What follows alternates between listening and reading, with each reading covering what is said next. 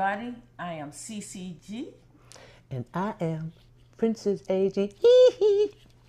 And you are listening to But I didn't say that. Join us today as we pick one of our favorite topics that we're very familiar with, and a few of you out there in our audiences will be too. We are going to talk about truck drivers. Ooh, truck drivers. Now, to those of you who do not drive trucks, we call you four-wheelers. Yeah.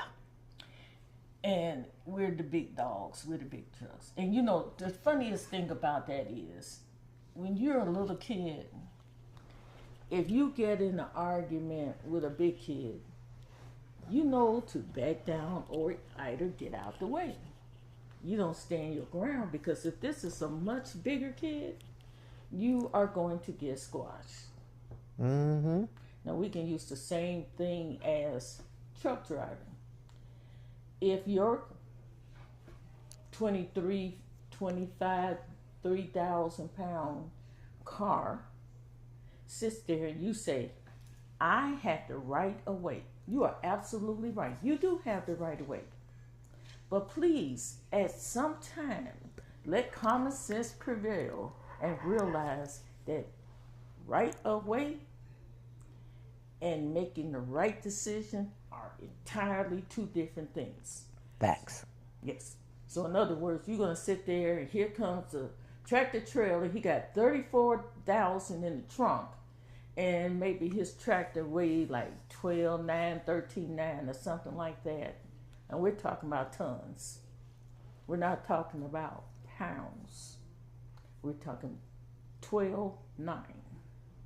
And you're in your 2,500 pound car.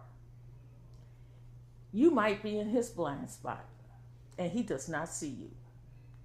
So you're sitting there, I got the right of way. You got the right to live too. That means get gone. Get out the way. He did not see you. And for those of you who will argue this point, please go back and reread your book.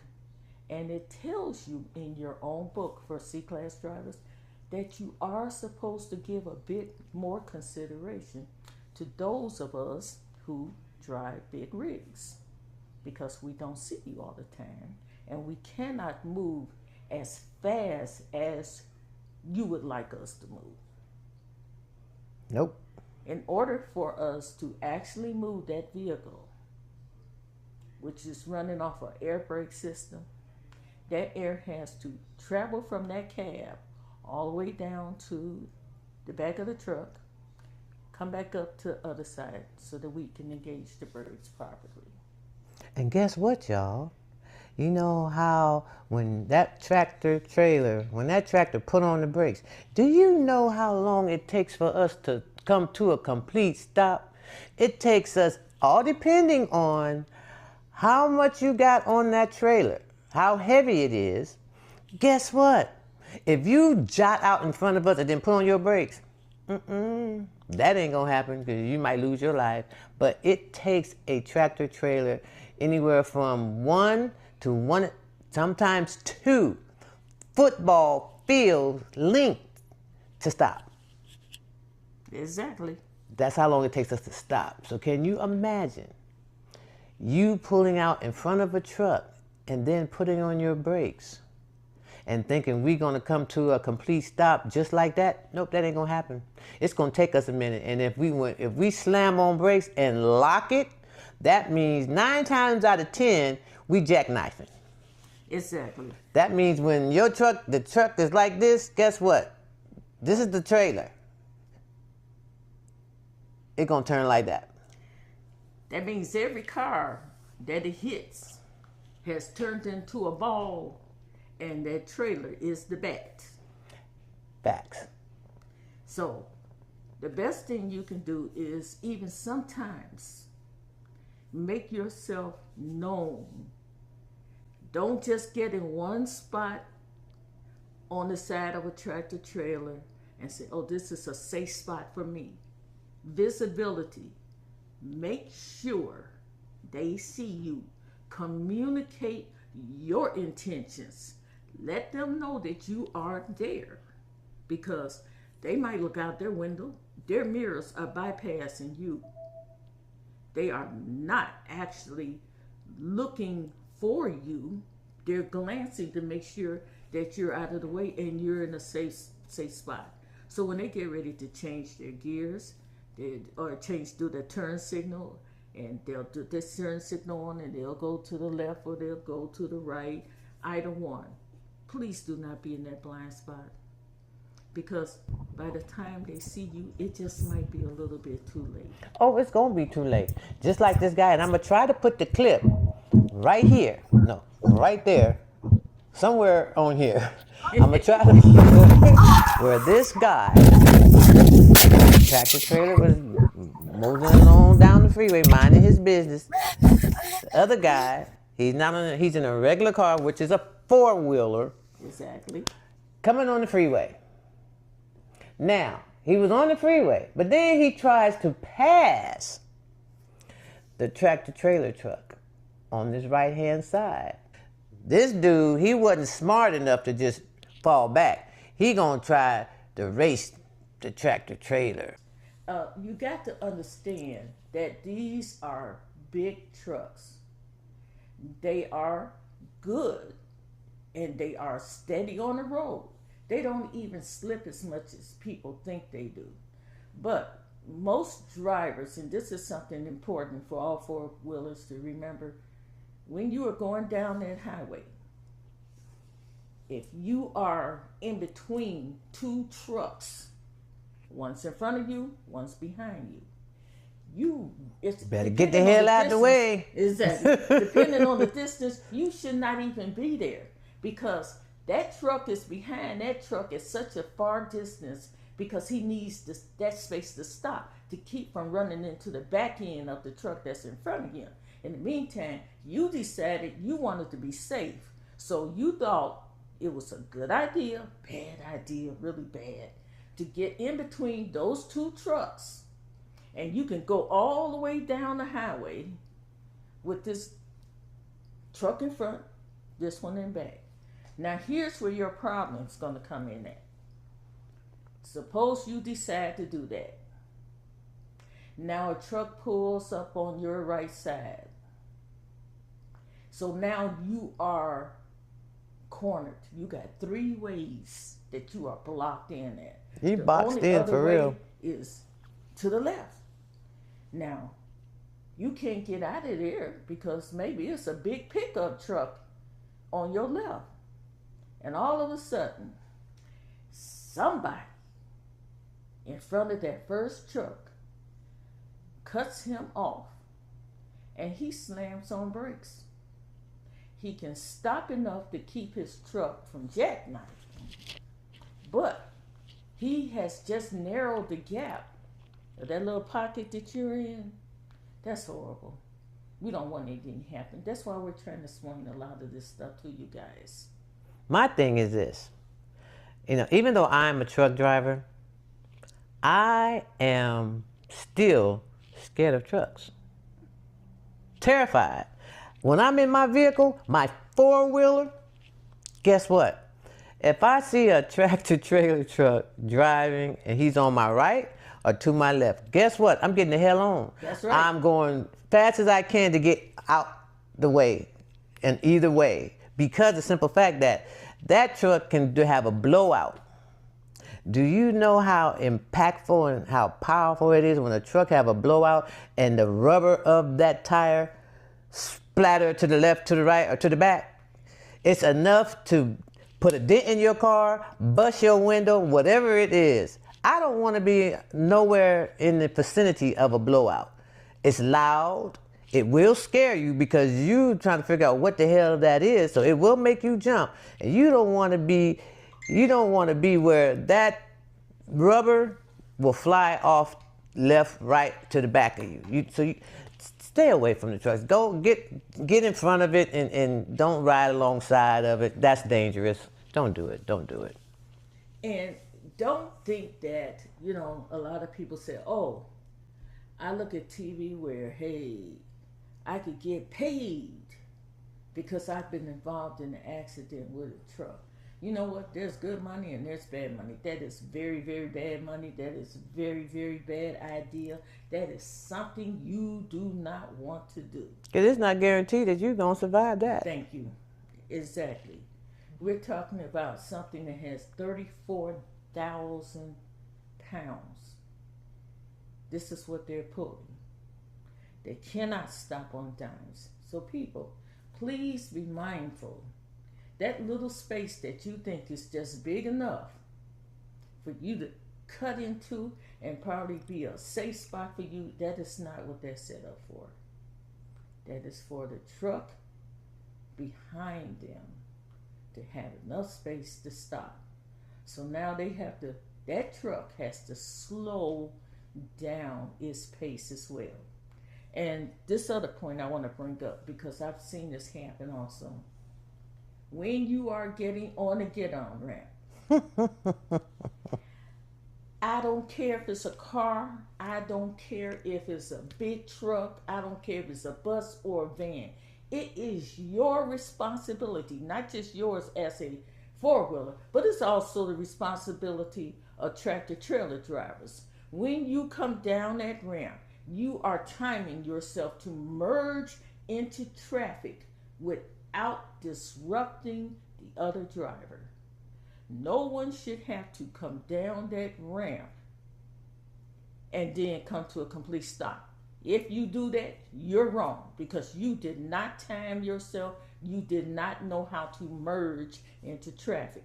Now, if a truck is in the right lane and he is driving at a steady pace 9 out of 10 times. Do not come down that ramp and expect for that tractor trailer to give you leeway to get onto that highway. It is your responsibility, as it says so in the book, to merge into traffic smoothly. That means speed your ass up. If you see yourself getting on the freeway and you going slow, and if there's a tractor trailer truck coming, even if it's a four-wheeler car coming, guess what? If you can see where you can be ahead of that car or truck, guess what? Speed your ass up. It ain't against the law to speed up to 65 miles an hour when you're getting on that arm route, because that's what the traffic flow is. It's going to be going either around 55, 65. More than likely, cars are going to be going, especially cars, they're going to be going faster than that. A truck, all depends on what it's governed to, it's going to be going about 65 miles an hour, especially if the traffic is moving fast. So speed your dumb ass up. He cannot move over. And God forbid, if you are driving in the wintertime, in the snow, no self-respecting truck driver is going to make himself be a jackknifer. He is not going to jackknife his truck. He is not going to slam on his brakes. When he's going down that road like this, and you know that you are on that ramp, and he's going this way, you're going this way, both of you going the same way, he's going to keep going. His main responsibility is to hold that lane, and he is going to hold his lane.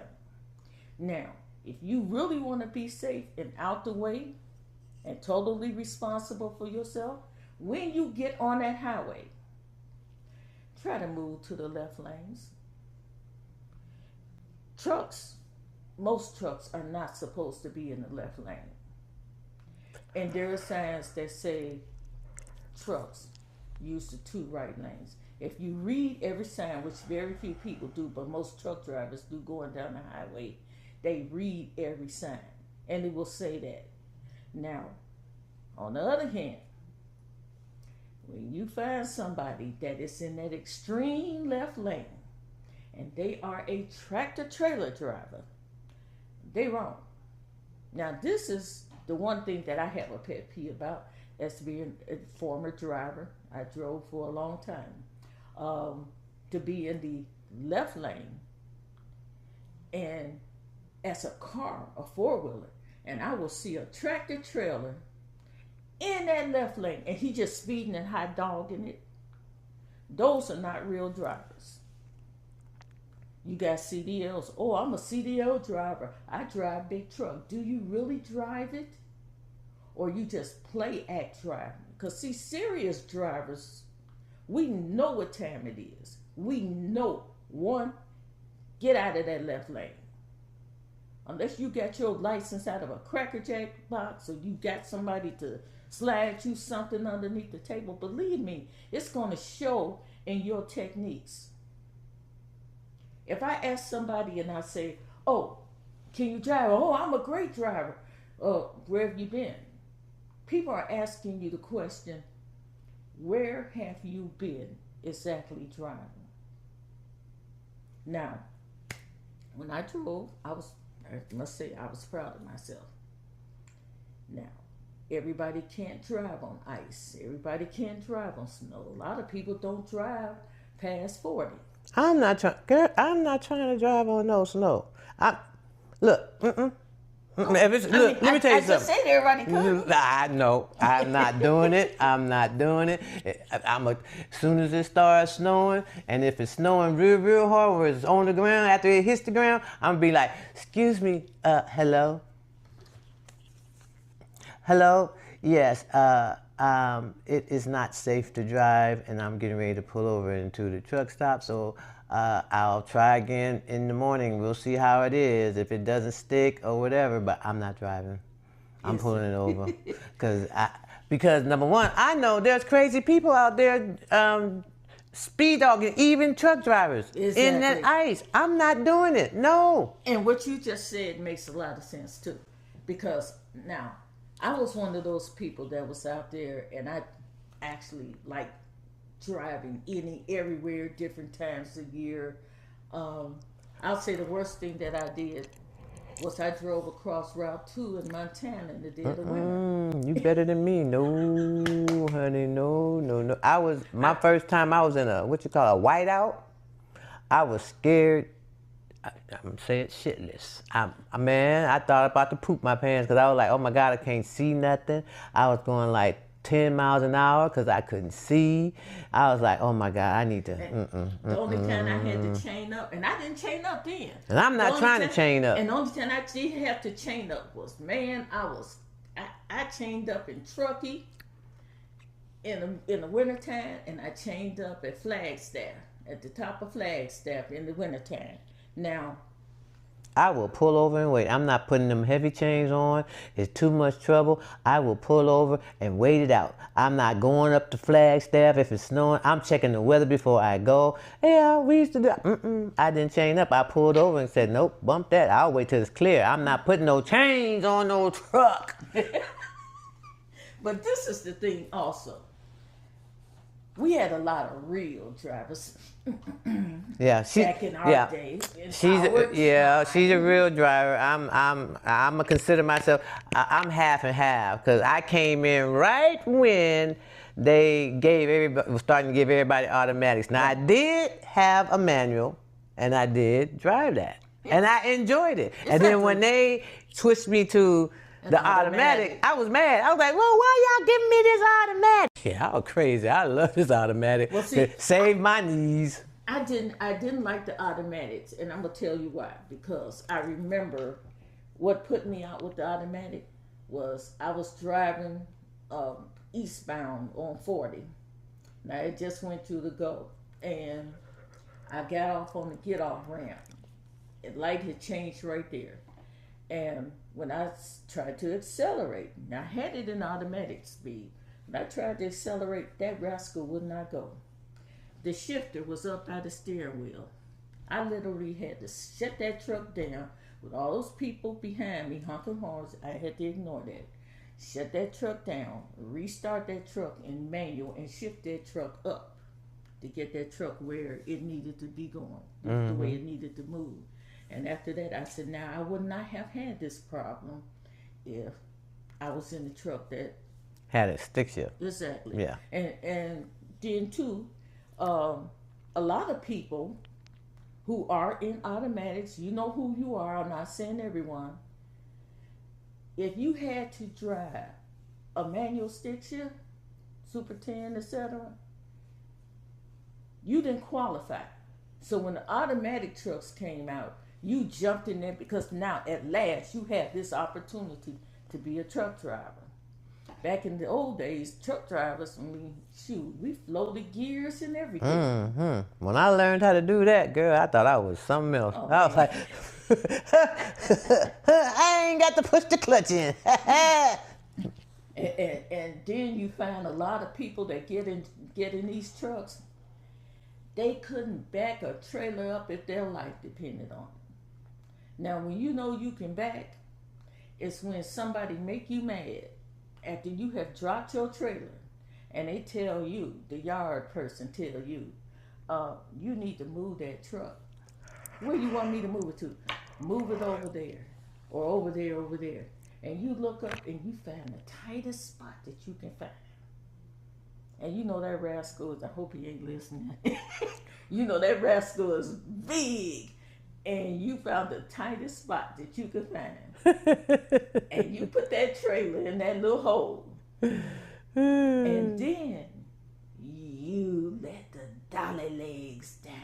See, only way that rascal can get up underneath there. He can't. He can't fit through there. Because he got to, and then try to roll up dolly legs in a spot that's just ridiculous. I used to hit a post office dock. I know post office docks are notoriously tight. And then if you had to back a trailer down, this one in Tennessee, I think it's Tennessee or Kentucky, you had to go up the hill and then you had to back down into the mine. That was another one. I had fun. Y'all could tell I had fun. Yeah, she had fun. She was. You've been out there longer than me, so. Yeah, I came out in. I was driving tractor trailer in the 90s. I started as I was a Team Express driver. I started. I even I road tested in doubles and triples, but I became a solo driver. Pulled military arms. I love that. Dynamite, everything, you name it. I will pull anything. I love doing it. I love having something to prove.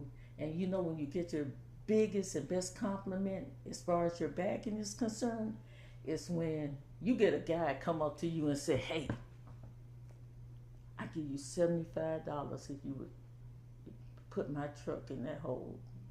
Could you back my truck up to the dock? I just looked at him. I'm not getting your truck.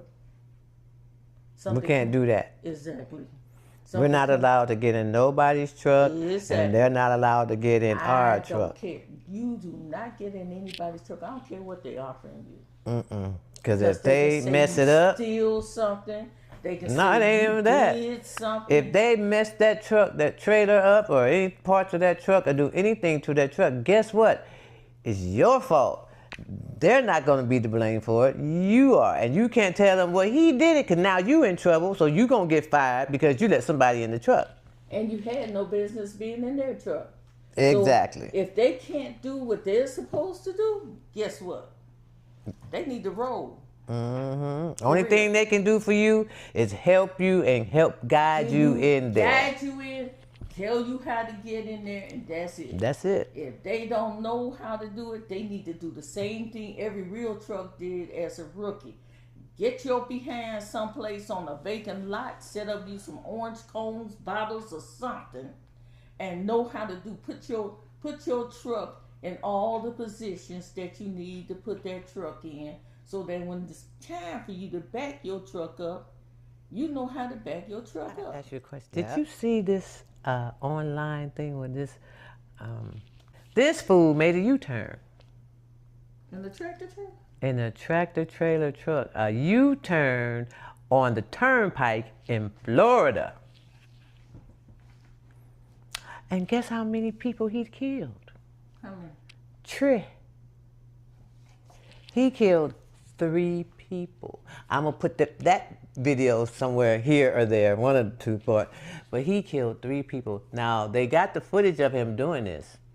And they, you know, because right now, you guys, pretty much all tractor trailers got cameras in them for the outside and the inside. So therefore, if there is an accident, there's no guessing to who, where, and whose fault it was.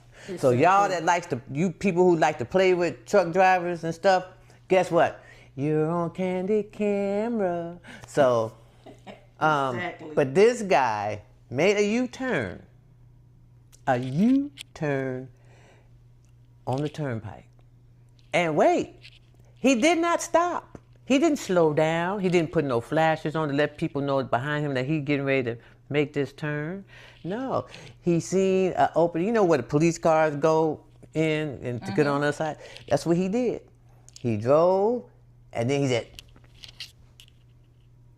killed 3 people. This car went up under his trailer. He just looked at it. Now you can see the car going up under his trailer. This man doing like this. He driving, then he do like this. The car's going under his trailer. He did like this.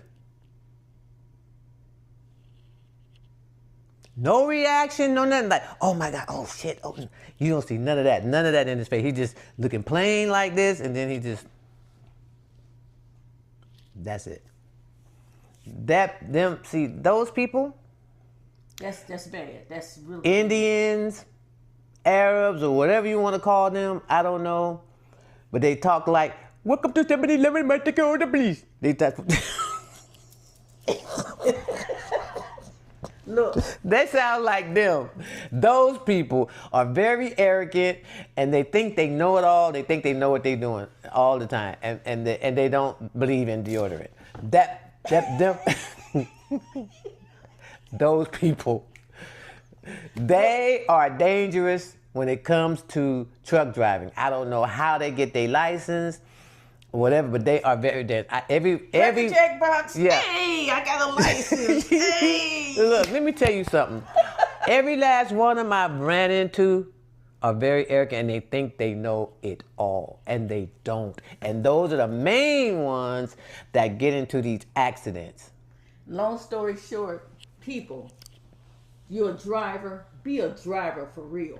Read your book. Know your book. Do things the right way. If you're going to you want to turn around, get on the get off ramp, go to the light, make that left turn, and then get back on the get on rail and go where you got to go. And if There's you're on no shortcuts in this. No, it's not. And if you're on a turnpike, you're gonna have to wait.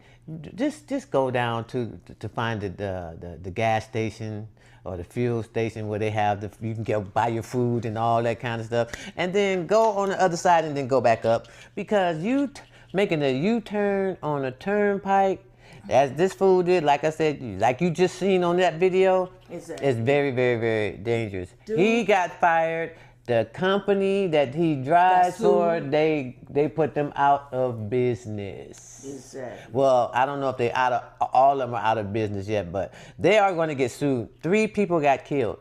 They are going to get sued. That dude got locked up. I don't know about his passenger. I don't know if that was his co-driver or what. I don't know. I don't know the whole gifs of the whole situation, because I don't even know if he had a license or not. I don't know. Exactly. But for him to make that U-turn, I really don't think I think he was just driving just to be driving because he know how to drive. I don't really think he had a CDL. I really don't think so. But I'm going to find out the whole story. They tell the whole story about what happened, what the police said and everything. But that was ridiculous. Yes, exactly. Hey, look. You know what? Us being truck drivers, you know that they don't consider truck drivers as essential workers? Are you serious? No, ma'am. They do the firemen, the policemen, the nurses, the doctors, the military, but truck drivers are not considered essential workers. We are lower than the bottom of the barrel. None of that. And guess what? We're the ones that get everything to you. If it wasn't for us driving trucks, you guys would have no food, no TV, nothing. Everything in your house was delivered by a trucker. Exactly. When COVID came, guess what? We were still on the road getting stuff to your stores, getting stuff, medicine, all that stuff. Healthcare stuff. Nobody was on the road but us at that time. Period. And I can honestly say that was the best time to drive. I loved it when when no four-wheeler was on the road. I loved it. So therefore, guess what? They need to change that because that is not right and that is not fair. Because they stopped us from striking. Because when we went on a strike many years ago and we shut it down. Texas, I-35. Woo, woo, Shut woo, it woo, down. woo. And so the president vowed that that would never happen again because we had too much power. But if we had that much power, then why aren't we considered essential workers? Why? We are very essential. Very. We should be at the top of the list. We pull everything. We pull solid food. We pull liquids. The tankers pull liquids, gasoline. There are trucks running up and down the highway called reefer units. They could pull refrigerated foods to keep them fresh. Those truckers literally sit there and have to listen to that refrigerator run behind their cab, making that kind of noise. And they have to get used to it. But it's a job that they committed to doing, and they did it, and they keep doing it very well. You got the dry vans that run all across the country. You got the flatbeds that are hauling steel and lumber, wood, everything to get in the house, the very house that you're living in. There's almost nothing in that house that a trucker did not bring there. Period. There's nothing in that house that a trucker didn't bring. Period. Down to the concrete that they poured, down to the damn dirt. And if you said you brought it to your house because you went to a store and bought it, guess what? It was a truck driver that brought it to that store so that it could be dispersed to you. So guess what? If you're looking at this video, someone please make us an essential worker. And we need to be on the top of the list. Now, we know you got your doctors and your policemen and your firemen, but if we the ones that delivered their damn clothes, their equipment. And to those of you who really don't know, before you disrespect a truck driver, I took a toll once back in 2004. And half of the people who spoke up over the CB radio had college degrees. Some of them had came from nursing. There were even a few teachers out there who were driving over the road. So before you think that these are just people who have nothing going for them or they are nothing, this is a whole new world that you know a new world you know nothing about. It's a world within a world. They understand each other. They're with each other. They know what they got to do. You don't look at a person for what they got on or what you think about them. I've even heard comments that say, oh, they're just nasty truck drivers. Truck drivers can work out a schedule better than any main schedule or maintenance planner because they can actually time themselves and the traffic to the point that they will take their showers in the morning, sit at a breakfast table, have new clothes on, clean clothes. They did their laundry and everything. And I don't know where people got that idea from, that they just sit in those trucks and don't change their clothes or they're doing something disgusting. They go in those truck stops. That's why I used to have pro sections, the driver sections, because we understand each other. You take your showers in the morning, you have your breakfast, you go and get your 10 in, you do your logbook, you get back up, you start on that road and you do the same thing again. When you're doing your 10-hour reset or if you resetting even for a weekend, you can watch TV. I went all over this United States. I saw every city that I wanted to see except for Alaska and Hawaii. I went to Canada and I went to New Mexico. And I looked good doing it. I took pride in myself and how I wanted things to be, and I did my best possible work. And I was proud to become a truck driver. Yep, so let's make truck drivers essential workers too. Because we are. Essential workers. We're at the top of the essential worker food chain. Exactly. But for real. So until then, if you're on the road, be safe and do things the right way. Exactly. And because really, everything we said, we really didn't say that. I didn't say that. I ain't either. I didn't say it either. But listen, y'all. Thank you very much for watching. Don't forget to like, subscribe, and leave a comment below. Don't forget to tell a loved one you love them, because tomorrow isn't promised to anyone. Stay thankful, grateful, safe, and healthy. And until next time, remember, God first, God did, and God will continue to do it. So until next time, love, love, love. And if nobody told you them 3 words, any given point in time, and you ain't heard them in a while, guess what? I love you. Do you love them? I love you all. So thank you very much for watching. Ciao for now. Bye. Ciao.